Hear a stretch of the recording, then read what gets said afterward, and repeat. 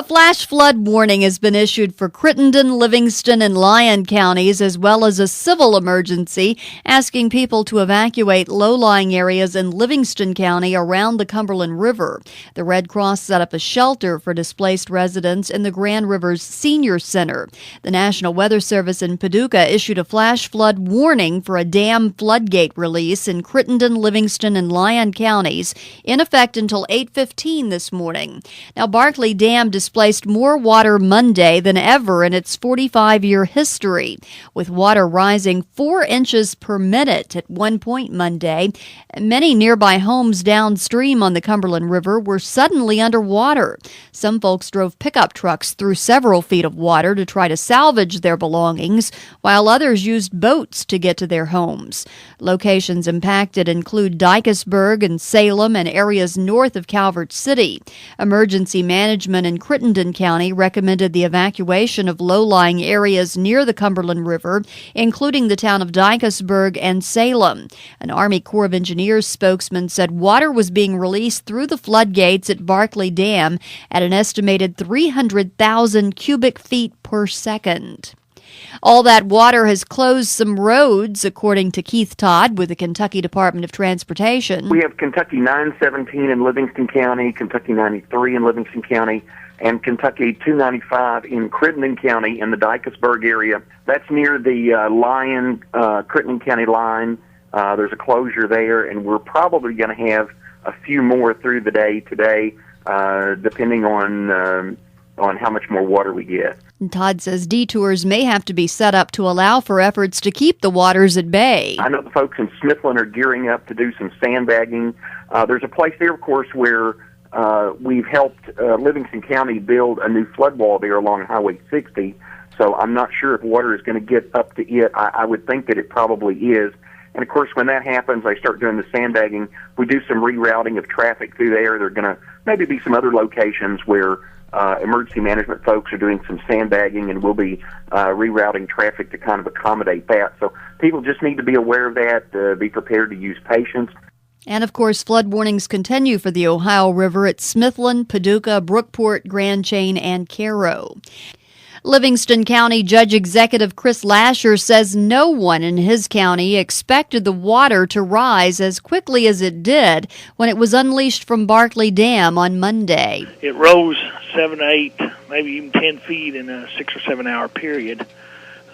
So just an incredible rise in water that, we or the Army Corps of Engineers, I don't think seen coming. So, but we have good news today. They have been able to cut the flows back, and the water has dropped slightly. He says several homes in Livingston County were lost due to flooding, and it took several hours to get sandbags ready to go. He said flooding affected a few areas of Livingston County and forced 3 or 4 dozen households to be evacuated. He says he's looking to Frankfort for flood assistance. Crittenden County Judge Executive Fred Brown says the weekend rains didn't cause many problems, but the problems arose when the water was let out of Barkley Dam Monday. We had to evacuate 3 or 4 families. We've got several roads underwater. We've got some roads damaged, some tiles washed out, etc., those normal things. We're in Dykesburg right now, which where the most houses were in danger, and we're actually trying to do some sandbagging down there. So we've got everything pretty much under control. We just got to work through it. Brown said the county did issue an emergency declaration, which was sent to Frankfort Tuesday, so state officials can look at adding the county to the list of counties that have already declared emergencies due to flooding. Brookport, Illinois joined the list of river towns that are sandbagging this week. City workers, council members, and volunteers began helping their neighbors on 8th and 9th Streets Tuesday. 5 homes are threatened by the rising waters of the Ohio River, and 3 of those have residents with disabilities. Mayor Judy Askew says city officials are taking precautions at the insistence of the Corps of Engineers. The Ohio River at Paducah was at 40.7 feet Tuesday morning, according to the Army Corps of Engineers, up 5.7 feet from 24 hours before. Now the river is expected to crest at 43 feet on Thursday. Only about a foot of the Tom Wilson stage on the Paducah riverfront is visible above the bulging Ohio. Only the top support poles of the elevated stage remain above the water. The riverfront was blocked off to car traffic Tuesday as both the upper and lower roads between the ends of Broadway and Kentucky Avenue were underwater. If you want to drive down to the riverfront and check out how quickly the river's rising, you'll need to drive along the Schultz Park roadway. Well, once again, the Coast Guard's reduced the area of the Tennessee River that's closed to recreational boaters. The Tennessee River had previously been closed from Paducah to the Highway 68 bridge. The new closure area stretches from Calvert City to Little Bear Creek, including portions of Kentucky Lake. The Cumberland River remains closed in the vicinity of Carthage, Tennessee to Smithland, including Lake Barkley. Recreational boaters are allowed to operate on all other parts of the Tennessee River between Paducah and Pickwick Landing, but during daylight hours only. Boaters are also reminded that any wake given off by their vessel during high water can be extremely dangerous and damaging. Vessels should operate at the slowest safe speed while transitioning in and out of bays and marinas.